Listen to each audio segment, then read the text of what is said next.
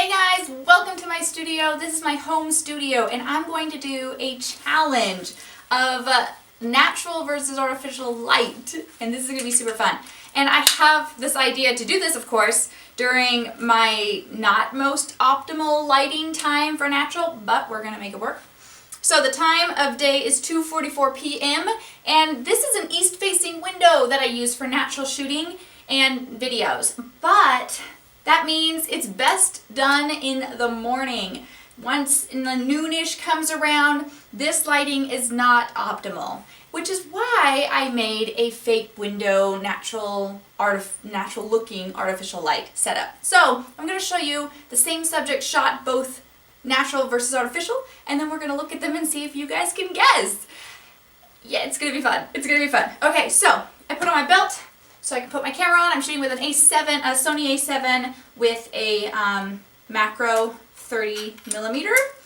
We are shooting plants, of course, so I'm taking off my transmitter for the natural shot, of course. Not that I have to, I'm just making it very clear. Okay, let me bring you in to where we're going to do this. Alright guys, welcome to my windowsill. It is not the cleanest thing in the world. So before we get started, I wanted to share with you, this right here is a diffuser material, diffuser fabric. It's not very expensive. I'll link to it below. And I have it just pinned in, I don't know, I just have it as if it were my curtain on my window. It's just permanently here. It diffuses all of the light. If you are shooting with the window being bare, as in this diffuser or no like alternative diffuser, like a sheet or just something to shoot through, or if you have like maybe your blinds and you're shooting from a distance so there's no direct harsh light on it, you're going to get harsh light. So this is going to help us get that really soft flat light that looks great for like products and stock photos and such. This right here is just the little poster board that you can get at like Walmart or whatever, in a pack of, I don't know, 5, 10, 20 of them, whatever. And this right here will be our subject. Alright guys, so the plan here is we have it on a plain surface, or background, whatever. We have our light source. Typically I wouldn't shoot this close, but since it's so late in the day, the light isn't as strong, so shooting this close is necessary. I would, in the morning hours when the light is brighter, I would actually shoot several feet away from the window, or even on the ground, or just further back. So the plan here is to take this, and I like these because they're bendable, obviously. So we have our light source here, we have our subject, the light's coming in at our subject, and at this is going to bounce the light back onto our subject and really fill it with that flat light that looks so good. So let's take our shot. Great. And I'm going to take a second shot where you can kind of see more of the cup. Perfect.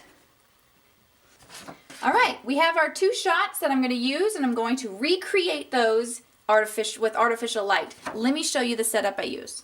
All right, guys, this is a 6-foot 6-inch square scrim. It came with fabric and stuff so you can make it into a reflector and all that. I don't use any of that. I think I never even put it on, and I've set it up like this, and it's not moved for probably 2 years. So he's big. He's really big. They actually gave you a case and everything so you could transport this with you on location, which I think is ridiculous. Anyway, this is diffuser material. Very similar. I mean, the pretty much same diffuser material I have on my window. And so I have it over here for my fake light too.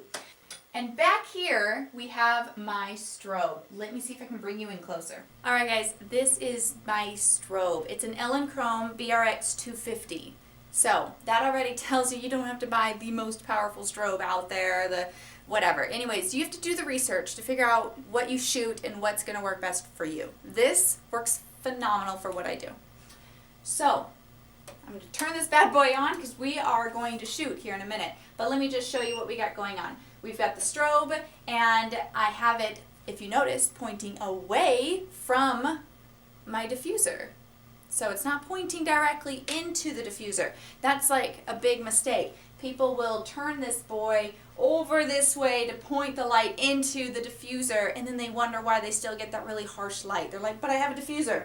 Doesn't quite work that well. So to really mimic that soft, natural, even lighting that we got from over there with the natural light. So to get that over here, we're going to actually not point this directly at our subjects or at our whatever, our diffuser here. We're going to point it away, and we're going to point it into a shoot-through umbrella. So that's another thing I get questions on from photographers. They ask me why I don't shoot it into a reflector to get more light to come through. I'm like, I don't want more light. I want soft light. I want more soft light, not more harsh light. So if you were to bounce that back with an umbrella that bounces the light back, it's still going to give you really bright, harsher light that's coming through. I want to bounce this freaking light all over the dang place and shoot it through all over all the diffusers to get back and have it look natural. So this is shooting through an umbrella, and side note, I want a bigger umbrella. It's on my list, but it's just not like necessary, so it's not like high priority.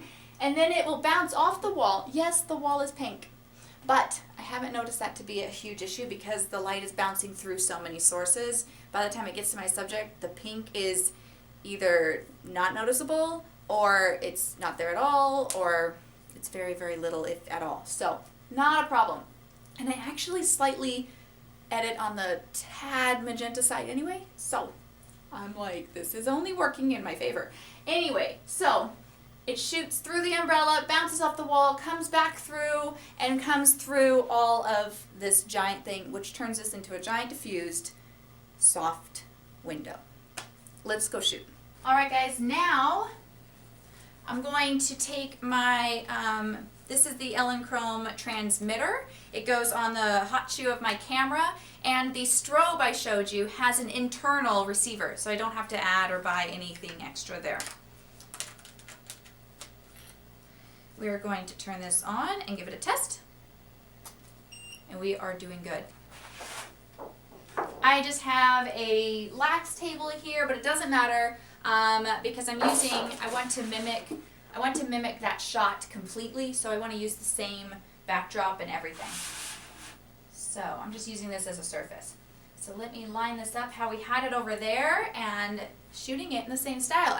I'm seriously, I am treating this fake light exactly like I would with the real thing. I'm bouncing the light. I'm treating it like a window, guys. It's just a window that never turns off. Now I have to change my settings.